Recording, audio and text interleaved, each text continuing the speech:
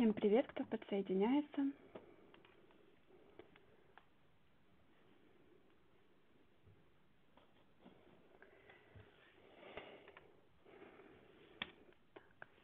Я думаю, что мы уже будем потихонечку начинать. Я вас всех еще раз приветствую. Пишите, я так думаю, что меня хорошо слышно, да, и видно. Вот. И сегодня мы будем с вами говорить о личностном ресурсе. И сначала я представлюсь. Я HR-менеджер в HaloLab и имею уже около 5 лет опыта работы с людьми.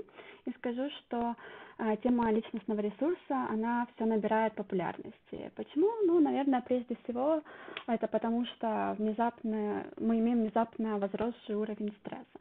Хотя скажу честно, что вот на подобных докладах, когда я присутствую на вебинарах, то часто говорят, что там стресс возрастает. Но я не совсем с этим согласна, потому что мы каждый раз говорим, что будто бы становится хуже или тяжелее или еще что-то. Но на самом деле, мне кажется, что мы просто ощущаем его по-разному в свое время, да. И когда-то мы более уязвимы, а когда-то менее. И вот это более или менее, оно зависит от того, насколько мы наполнены, да, и насколько наш личностный ресурс находится в хорошем состоянии.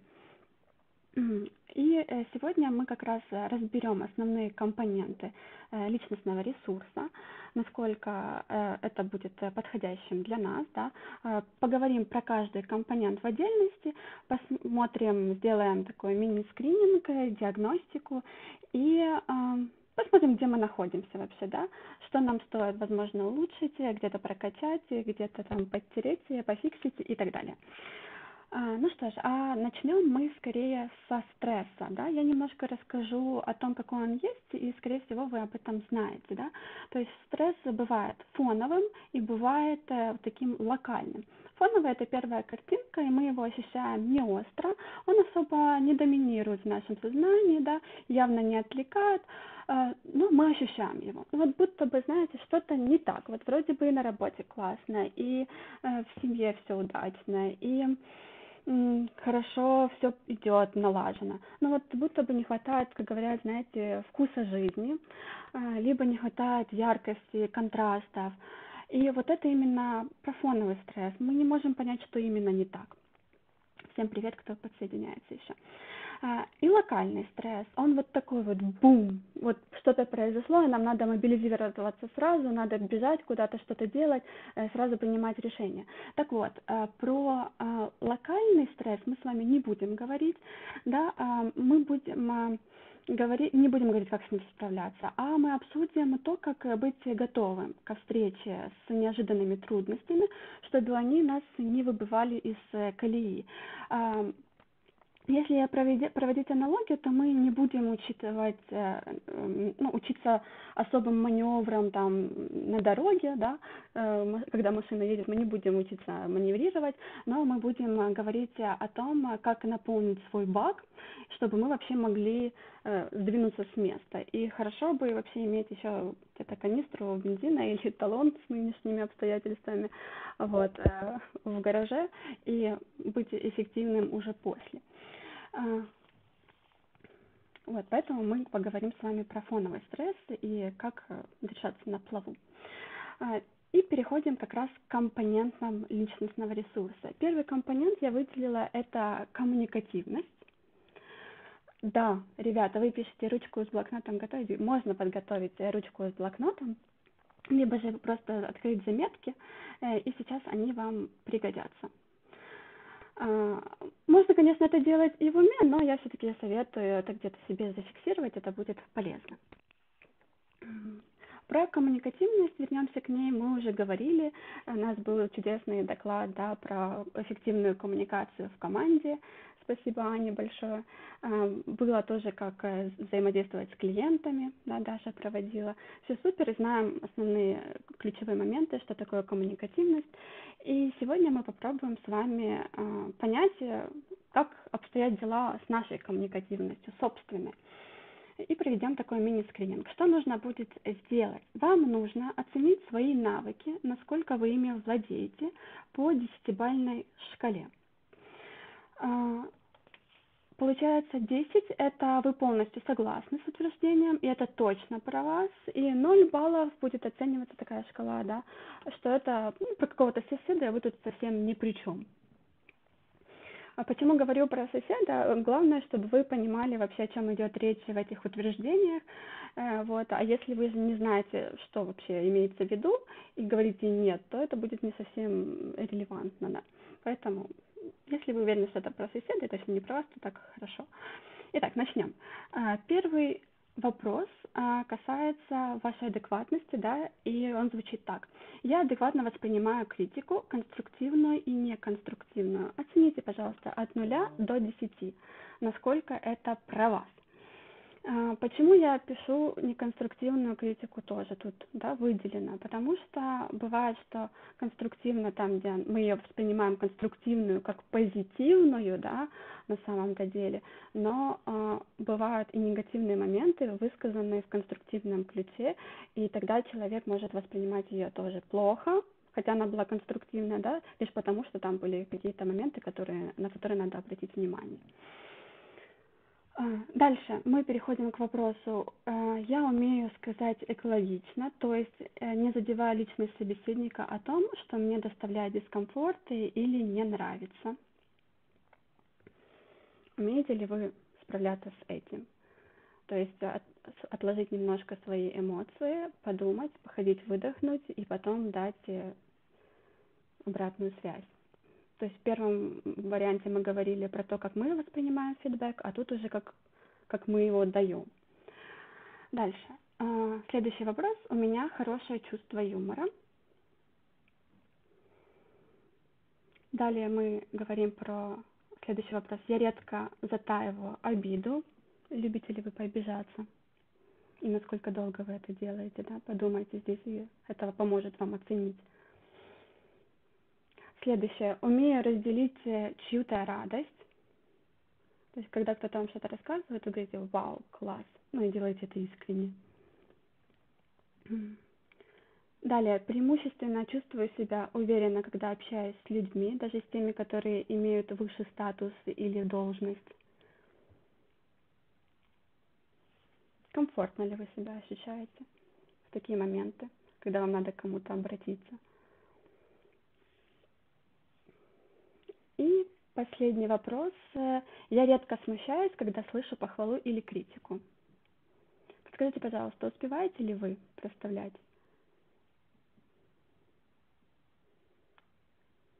Напишите плюсик или минусик, если надо время еще.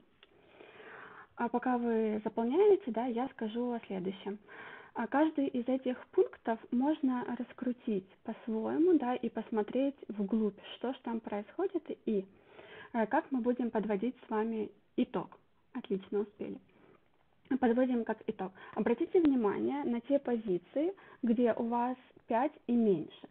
Если они есть, то, как правило, они указывают на сферы, которые проседают, и на них уже расходуется ненужная энергия, которая бы пригодилась нам в другом месте. Если есть позиции там, где 6 и 7, это варианты, которые служат маячками для нас, и они дают возможность попрофилактировать, да, пофиксить себя сейчас. Можно, конечно, сложить эти все цифры, которые у вас получились, да, и выявить общий балл по компоненту коммуникативность, но я все же рекомендую рассмотреть каждый из примеров в отдельности. Почему? Потому что, например, даже если мы разберем, например, какой возьмем, умею разделить чью-то радость. Допустим, да, вы думаете, что здесь такое в этом компоненте. Смотрите, вы можете сказать, если у вас там 5, да, или 4, что вы не разделяете чью-то радость. Здесь 2, например, предположительных ответа. Не умею разделить чью-то радость, потому что там, я хочу так же, да, но у меня не получается. Я злюсь, мне это не нравится, то есть испытываю какую-то такую даже зависть, выходит. Это первый вариант. И есть второй вариант, когда вы можете сказать, что да мне вообще все равно, что происходит с другим человеком, да, то он достиг чего-то, ну и ладно. Мне есть дело до себя, да, главное, как я там поступаю. Так вот, в первом варианте зависть, конечно, она гложет, и очень много ресурсов на нее уходит, потому что мы ходим, варимся, об этом думаем, и опять же истощаем себя. А во втором варианте вроде бы, казалось бы, ничего такого плохого не происходит, но когда человек не получает при общении с нами, да, не получает обратного отклика, ну вот представьте, вы пришли поделиться радостью, класс, вау, у меня что-то вышло, я вот хочу вот это сделать, а другой человек, ну, просто сидит на вас вот такой миной вялой и смотрит, ну вот хорошо, да, ты молодец. Ну, естественно, он потом не придет к вам делиться своими какими-то новостями, да, и как следствие вы потеряете вот такой контакт. Вы потеряете связь, и человек просто уйдет из вашей жизни. Это тоже не очень классно. Поэтому просмотрите, пожалуйста, все пункты. И если нужна будет помощь по какому-то определенному пункту, как его раскрутить дальше, да, посмотреть в глубину, можете писать. Сделаем это вместе. Следующий компонент, который я выделила, это тайм-менеджмент. Очень всем нам известная таблица Эйзенхауэра, да, либо же матрица распределения времени по Стивену Кови.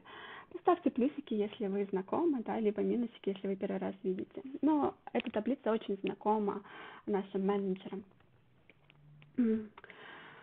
Что здесь важно? Я не буду останавливаться на каждом пункте, да, рассказывать о нем, потому что все-таки оно известно.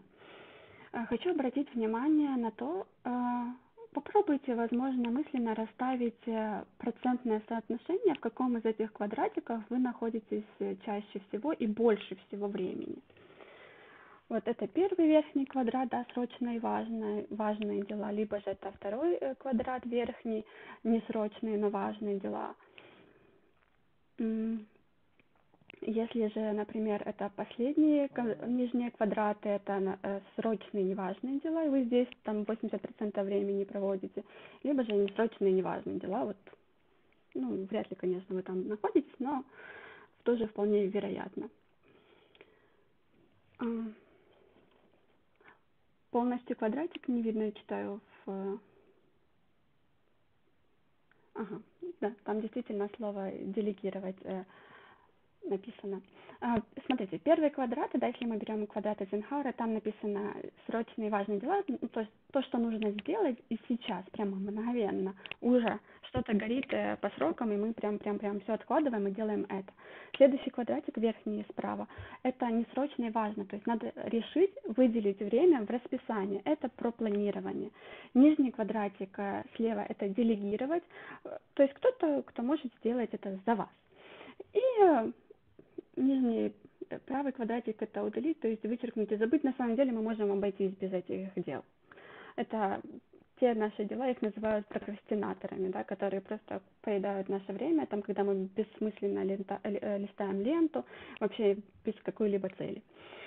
Так вот, что тут важно подметить? Обратите внимание, если вы большую часть времени находитесь в нижнем левом квадрате, то есть это срочные дела и неважные, для вас неважные, то это значит, что вы кому-то хорошо, эффективно помогаете делегировать на вас, да, задачи.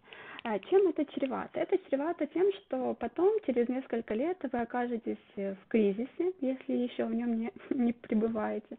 Ну, это такой возможный вариант. Почему? Потому что вы посмотрите назад, обычно люди оглядываются и думают, так, а что я сделал в своей жизни? И получается, что все это время я достигал не тех целей, которые бы хотел видеть сам. А потом оказывается, что у меня вообще своих целей не было. Поэтому очень важно, если очень много у вас времени проходит в этом квадратике, это большой такой звонок. Надо на это тоже обращать внимание. Если вы находитесь очень много времени в срочном и важном, то понятное дело, что вы будете очень много выгорать. У вас будет большое напряжение, и вы будете очень-очень-очень быстро бежать в отпуск.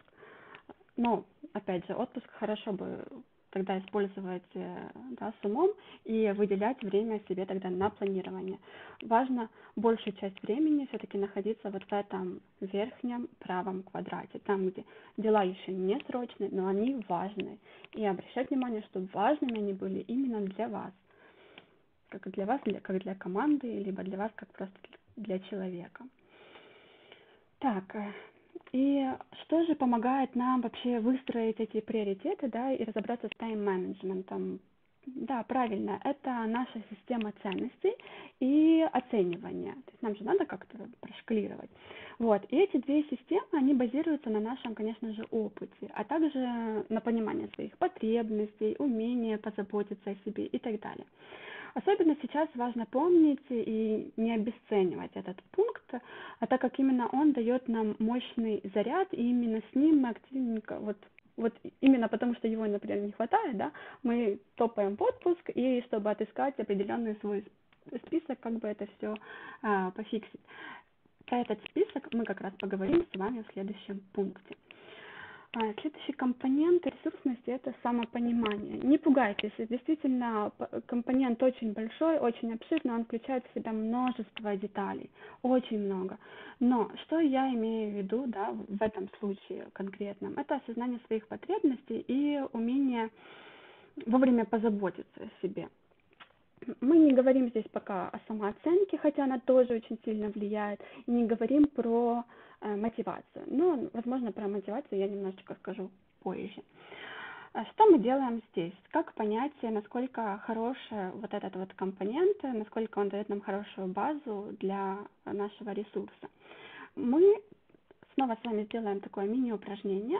Вам понадобится снова ручка и листочек, либо же чем вы там пользовались, и вам нужно написать от 5 до 10 занятий, которые приносят вам удовольствие. Было бы круто, конечно, если бы у вас он уже был. Возможно, у кого-то он есть, но с нашими обстоятельствами, да, которые сейчас происходят, то бывает такое, что мы вообще забываем о том, что в жизни можно получать и нужно удовольствие. Поэтому напишите, пожалуйста, если вы уже заполнили, да, этих 5 занятий, указали, и я скажу, что нужно сделать дальше. Возможно, покажется, что именно прописать не обязательно, но я скажу обязательно.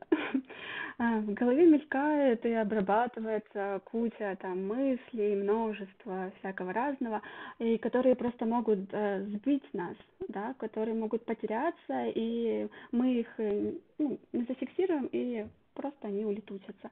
И наше пространство, оно сейчас наполнено большим количеством информационных потоков, которые постоянно хотят овладеть нашим вниманием, просто-напросто переключая его с одного на другое. И таким образом многое мы можем потерять важного и нужного, и оно не оставит просто след в памяти. Записывание, именно прописывание механическое, то, что нам прививали хорошее в школе, это действительно оно оставляет лучший след в памяти. Так, надеюсь, что вы написали хотя бы 5. Поставьте плюсики, я буду ориентироваться. И кто уже написал, я предлагаю вам напротив каждой позиции указать ценность. То есть насколько сильно вам нравится это дело, насколько она вам нужна. Ага. 3. Ничего страшного. Мы подождем, если что, вы даже сможете вернуться к этому вопросу. О, 6 вообще хорошо. Да. Я вам скажу, что вы можете дописывать потом этот список, и он вам поможет в будущем, он вам понадобится.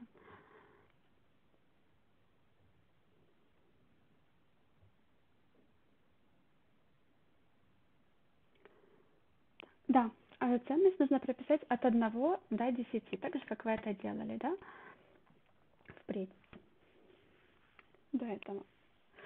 И второй пункт, вы можете тут же рядышком написать приблизительную дату, когда вы этим делом последний раз занимались.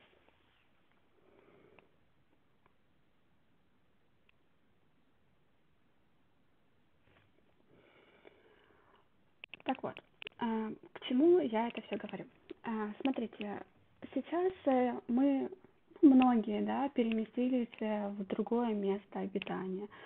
Сейчас мы не имеем доступа ко многим наслаждениям, вот, которые имели до этого. И сейчас это сложно, казалось бы. Но опять же, мы адаптируемся, и сейчас очень важно адаптировать эти же наши удовольствия и наши приятности под те обстоятельства, в которых мы находимся сейчас.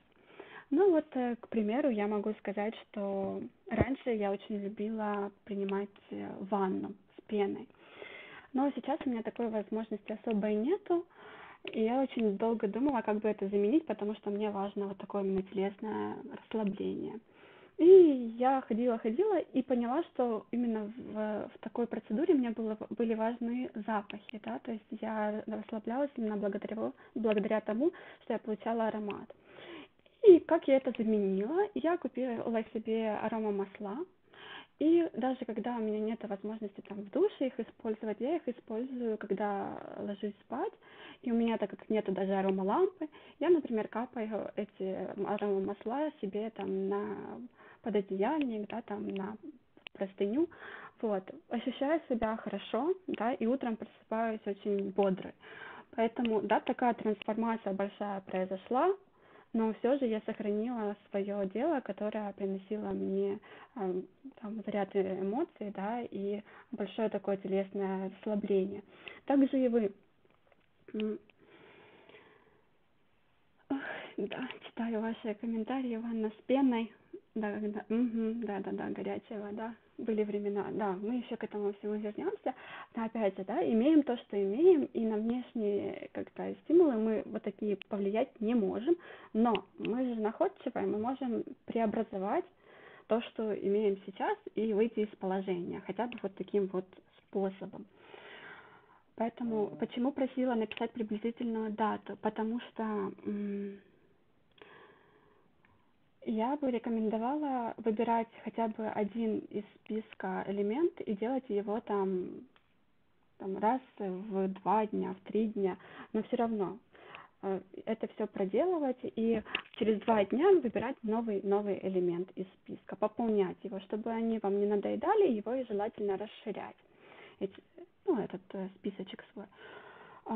И почему это классный список? Потому что, возможно, вы знаете, что есть, например, два типа людей, можно так их условно разделить по мере того, как они умеют получать удовольствие и по способу, да, каким образом они это делают. Первый тип, они получают больше удовольствия от того, что они находятся в процессе, а второй тип то, что они получают удовольствие от именно результата, да, такой классный, мощный заряд.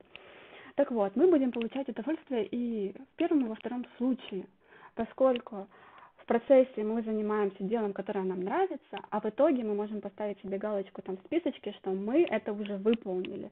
Это уже классно, да, и там получаем выброс дофамина, да, гормонов радости в нашем головном мозге, да, и нервная система, она вся у нас такая вся бодренькая становится и более заряженная.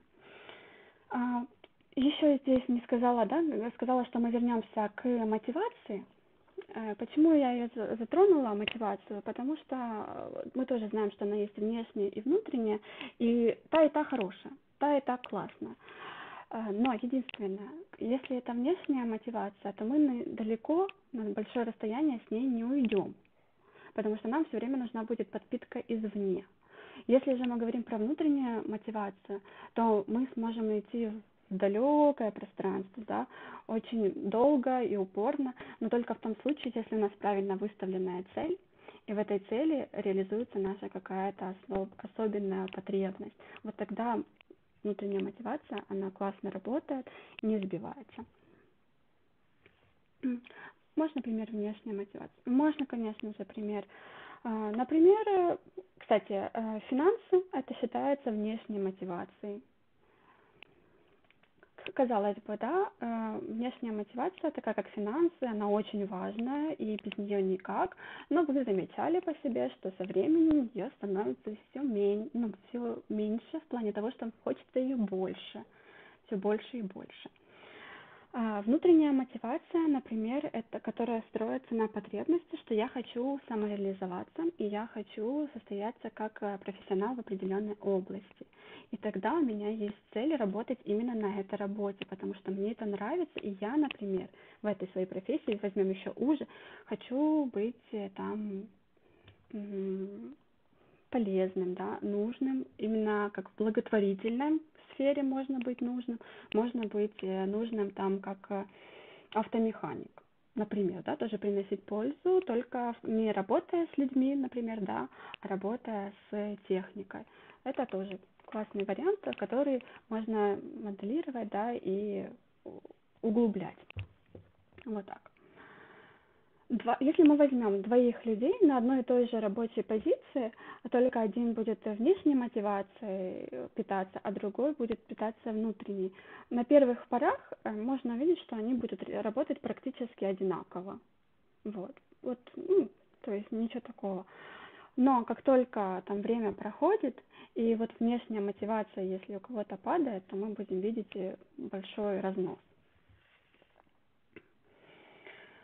Схема, в принципе, она простая, да, мы выделили эти три элемента. Первый — коммуникацию, да, тайм-менеджмент, и выделили самопонимание. Я бы рекомендовала делать скрининг хотя бы раз в месяц, по всем этим пунктам проходиться. Для чего?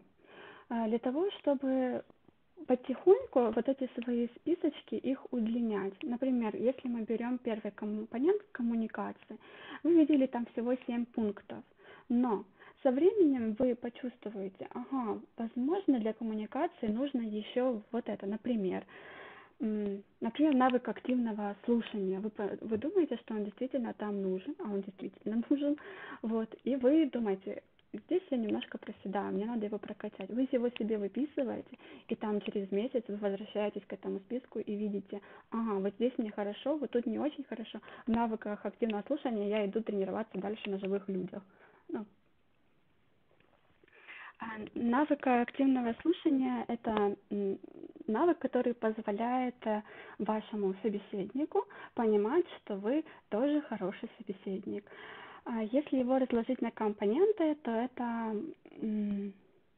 умение вернуть человеку, например, показать, что вы его слушаете, и вернуть его же слова красивым образом, то есть переспросить, перефразировать, там, повторить что-то за ним, и таким образом эмоционально откликнуться, да, то есть реагировать соответствующим образом на его речь. Вот это навыки активного слушания. Вы непосредственно можете не вклиниваться в разговор, да, но всем видом, даже вот своей позой можете показать, что вы заинтересованы в его словах. Вот, и таким образом вы настроите доверительные контакты, и человеку будет приятно с вами общаться. Так, тут есть комментарий. Когда смотришь на любимое дело и число, когда ты последний раз с ним занимался 100 лет назад. Да, 1000 лет назад. Угу. Да, это печально, но опять же, этот список помогает вам вернуться к вот этим любимым делам, а если нельзя их именно в таком должном образе восполнить, да, и реализовать, значит, нужно понять, что именно в этом деле вам больше всего нравилось, что вас цепляло, что вас вдохновляло, и вот этот вот, да, маленький комочек взять и перенести в свое новое дело. Сейчас очень многие переехали, да, и надо помнить, что это тоже у кого-то временно, у кого-то навсегда, но вы и там сможете найти себе, пусть даже не замену, а какое-то новое трансформировавшееся дело. А если сложное понятие, как найти альтернативу? Если сложно понять, значит, надо, я же говорю, разделить вот это вот дело, понять, что именно вам в нем нравилось. То есть это может быть что-то, что его обобщает это дело. То есть это дело относится к какому-то общему направлению. Например, я люблю кататься там на велосипеде. Но я сейчас не могу это делать, либо же на коньках не могу. Но это тоже спорт. Да, вот хотя бы так. То есть меня объединяет с коньками и с велосипедом там спорт. Можно выделить взять еще одно дело, которое вы не можете реализовать, и посмотреть, как оно соотносится вместе с коньками и спортом. То есть попробовать их повертеть, вот как мы подбираем пазлики. Вот, и выделить что-то общее из них, и посмотреть, чем бы вы могли заняться сейчас, чтобы это трансформировать. Вот, например, еще, давайте так, возьму по своему опыту. Я, когда была в Киеве, мне очень нравилось рисовать.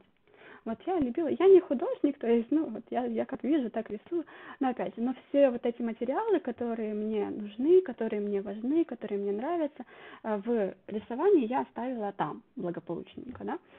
Здесь у меня нет ничего. Но вот это вот ощущение создать что-то красивое, оно у меня осталось. Вот это вот ощущение, его надо как-то было реализовать. И причем красиво не просто смотреть на что-то красивое, да, там любоваться природой. Нет, мне надо было именно вот так, как я рисую ручкой или карандашом, то мне надо было это делать что-то руками. Поэтому я могу сейчас дома, я создаю блюда. Блюда готовлю, да, и просто украшаю их. Будто бы я рисую. Я могу вот рисовать на торте, когда его пеку. Вот, могу там выкладывать элементы, да, еды какой-то красиво на блюдо. И я вот так вот реализую свою вот эту вот ценность в эстетике, красоте, именно когда вот вместо того, чтобы рисовать. Потому что просто так рисовать мне не нравится, то есть без моих приборов, без моего оборудования. Подскажите, я ответила на вопрос, стало полегче?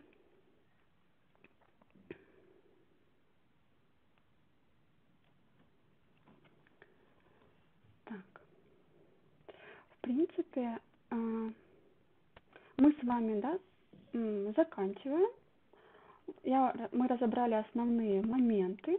Я думаю, что есть над чем подумать. Я вам очень благодарна за внимание, и, возможно, есть еще какие-то вопросы по пунктам, да. Возможно, что-то хочется еще узнать детальнее, да, там разобрать. Может, там по коммуникации есть какие-то моменты. Что я подожду.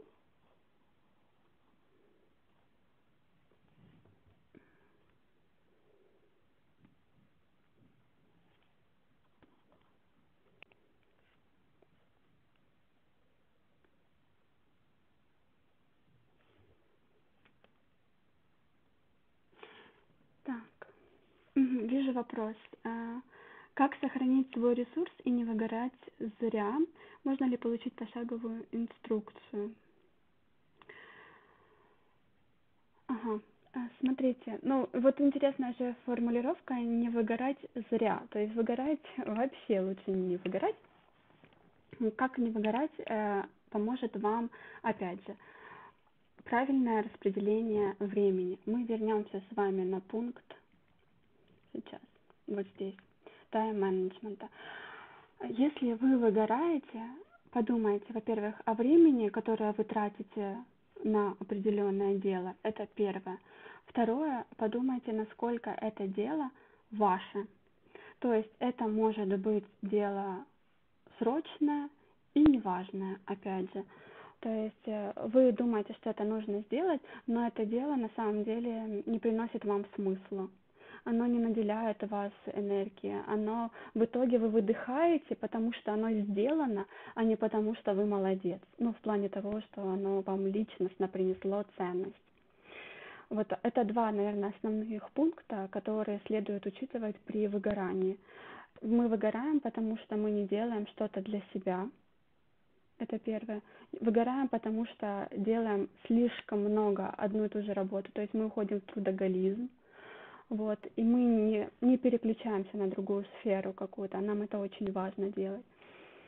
И выгораем, потому что мы делаем дела, которые бессмысленны для нас, и делаем их много. Пошаговую инструкцию, что касается, просто бывает хочется успеть все, но нет рамок, когда достаточно на сегодня. В этом тоже помогает планирование. Рамки на сегодня вы устанавливаете таким образом, чтобы иметь достаточно времени на свою личную жизнь. И вы распределяете, да, вот если у нас есть комфортные 8 часов работы, но опять же мы говорим про 8 часов работы, может быть разные вовлеченности. Если вы в эти 8 часов чувствуете себя напряженными, вы чувствуете в теле физически, что вы напряжены, и вам даже бывает, знаете, забываем дышать, моргать забываем, глаза пересыхают, да, перед компьютером, и мы потом ощущаем боли. Это уже говорит о том, что нам нужно снижать нагрузку.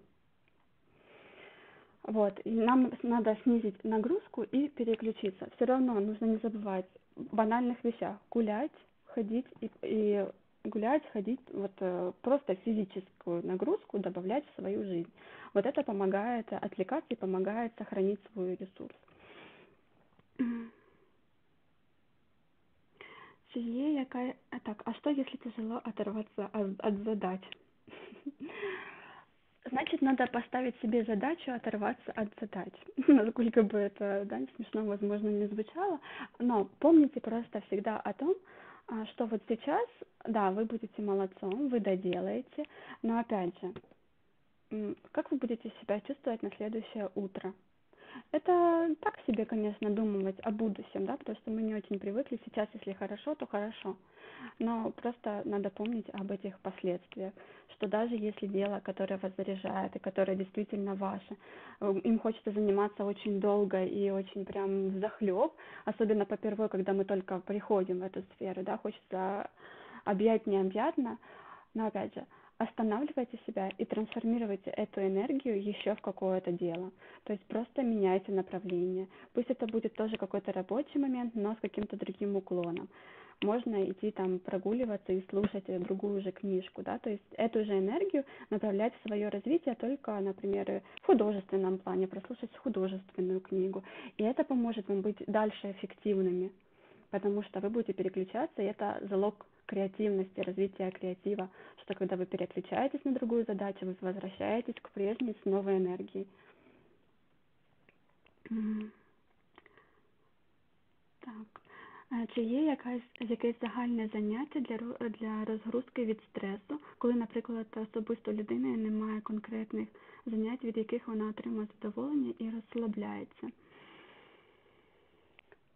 Можно использовать, так, чи є загальне заняття, можна використовувати, дивіться, можна просто там заплющити очі, так, і розслабитися фізично, да, тобто налаштувати свій фізіологічний комфорт, можна заплющити очі і пробігтися по своєму тілу, да, і зрозуміти, що тут в мене там голова, да, і відчути, як кров плине там по лобі, да, там, що в мене є волосся, отак.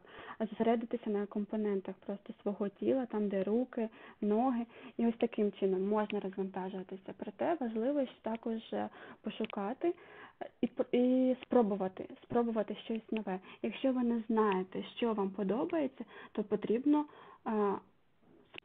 спробувати походити десь, погуляти в парку. Не подобається парк? Ага. Якщо ви в Одесі, біля моря. Не подобається біля моря? Окей. Спробуємо там взяти на прокат там велосипед. Подобається? Не подобається велосипед. Далі пробуємо там ролики чи що ще. Коли ви будете пробувати, то у вас також будуть нові сили і енергія, тому що ви вже спробували. І цей дофамін він буде вироблятися, тому що ви вже досягли якогось результату, якоїсь мети. Можна загальне розслаблення робити також з ароматерапією, вона усім майже підходить, якщо у вас немає алергії. Розвантажуватися таким чином. Можна згадати про музику, але вона також треба підібрати, яка саме вам подобається. Ви можете орієнтуватися на свій настрій. Якщо зараз вам весело, вмикати веселу музику, і ви будете асоціювати веселий настрій потім з цією музикою. Можна робити так. Так, стресс сам по себе не проходит. Стресс – это гормон, кортизол. Он пропадает во время какого-то процесса, например, прием пищи в тишине или прогулка без лишних факторов. Верно. Кортизол нужно куда-то реализовать. И правильно говорится, что его хорошо реализовать в спорт, то есть делать физический сброс.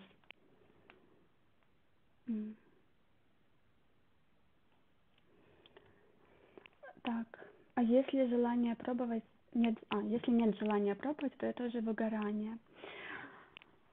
Возможно, да, это уже выгорание, и у вас, например, если есть апатия, то тогда, в принципе, да, вам ничего не хочется делать. Это мы уже говорим про другие состояния, и тут уже не идет речь о профилактике, тут речь идет уже как восстановиться, вот. И это уже совсем о другом. Может быть, выгорание, понимаете, тоже имеет несколько видов. Выгорание может быть профессиональное, может быть эмоциональное, да. Почему профессиональное? Например, в какой-то сфере вы чувствуете, что там уже нет сил работать и развиваться.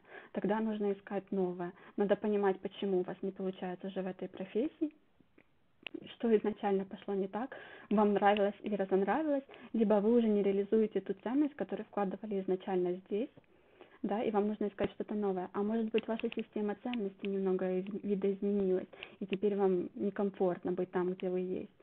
То есть вот это профессиональное выгорание.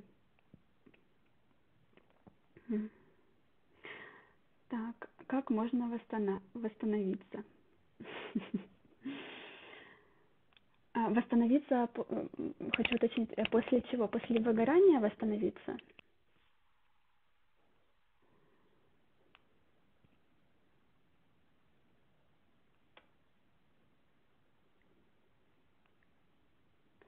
Ну, отвечу, что если ага, если уже в выгорании. Ну, смотрите, процесс восстановления, он такой же долгий, как мы в него входили зачастую. Почему?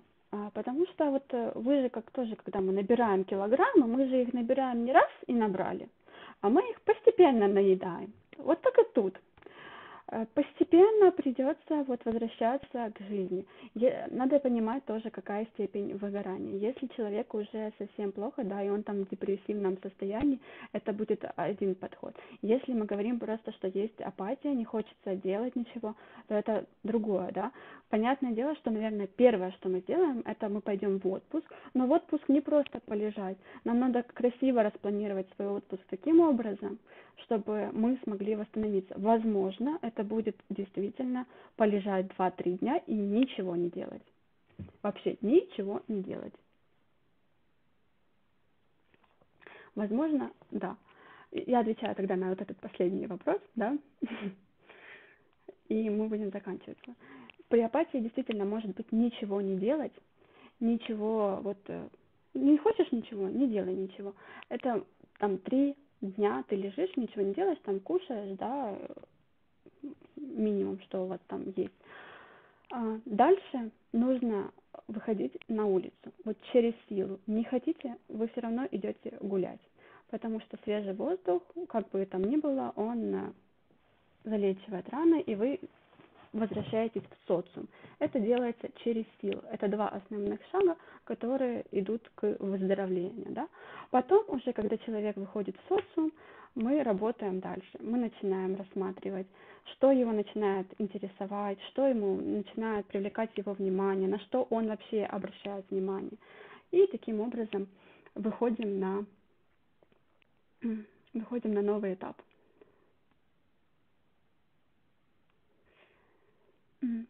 Так, знаю ситуацию, когда даже отпуск почти в месяц не помог, и только после отпуска помог перевод в другой отдел, где другой тип работы, коллектив. Верно, да, есть такое, что отпуск не помогает, потому что изначально человек потерял смысл в той работе, которой он занимается сейчас. Именно поэтому помог перевод в другой отдел.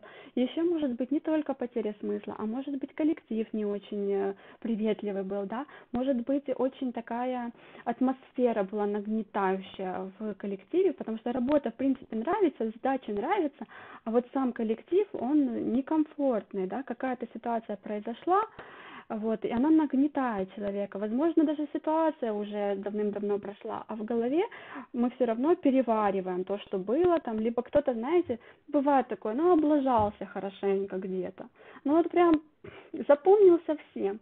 И человек настолько вот поглощается вот этим стыдом, что он уже все давным-давно забыли, да, ну тогда иногда вспоминают там хихикая, но это очень редко.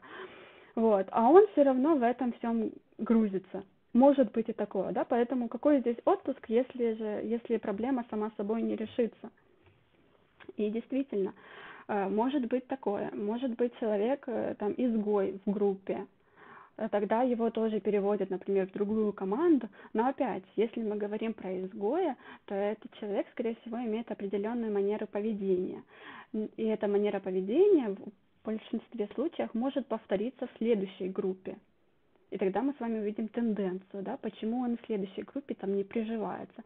Потому что уже вопрос не в самой социальной группе, а вопрос в его поведении и в том, как он привык себя показывать, проявлять. Так, дорогие мои, будем, наверное, мы уже потихонечку, да, заканчивать. Если есть у вас еще что уточнить, можем разобрать. Если нет,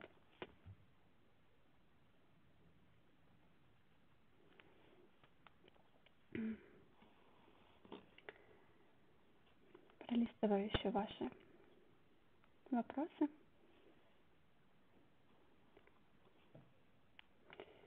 Да. Спасибо вам большое, что были активными и заинтересованными. И хочу вам также, пока вы пишете, напомнить, чтобы вы не забывали и помнили участвовать в челленджах наших в Universe, да, и до встречи с вами в пятницу на нашем звонке в 13:30. Будем всех очень ждать с нетерпением. Вот. А свой доклад я уже завершаю. Все, до новых встреч!